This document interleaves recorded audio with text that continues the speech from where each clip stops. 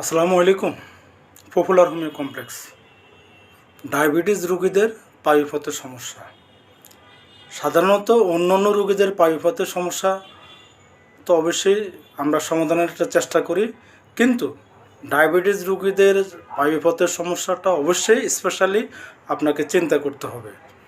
কারণ আপনারা জানেন ডায়াবেটিস রোগী রোগ প্রতিরোধ ক্ষমতা অনেকাংশে কমে যায় এবং ডায়াবেটিস রোগীদের সাধারণত রক্তনালীগুলো অনেকাংশে শুকিয়ে আসবে।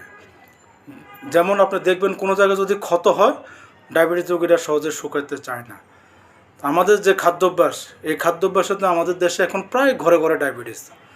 সুতরাং ডায়াবেটিস রোগীরা যদি ফাইলসের সমস্যা হয়, যদি ফিস্টুলার সমস্যা হয়, যদি অ্যানাল প্রেশার হয়, যদি পায়ুপথে পলিপস হয়, সেক্ষেত্রে অবশ্যই একজন অভিজ্ঞ হোমিও ডাক্তারের পরামর্শ নেবেন।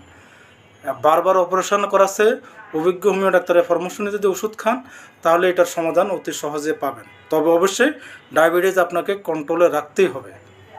যাদের পায়ুপথে সমস্যা আছে এবং ডায়াবেটিস আছে, অবশ্যই অবহেলা না করে একজন অভিজ্ঞ হোমিও ডাক্তারের পরামর্শ নিয়ে যদি ওষুধ খান, আশা করি আপনি 2 থেকে 3 মাসের ভিতরে অনেকাংশে ভালো হয়ে যাবেন। তবে আপনাকে অবশ্যই খেয়াল রাখতে হবে, খাদ্য অভ্যাস আপনাকে অবশ্যই পরিবর্তন করতে হবে। যে কোনো অভিজ্ঞ ডাক্তারের পরামর্শ নিতে হবে। ওকে, আসসালামু আলাইকুম।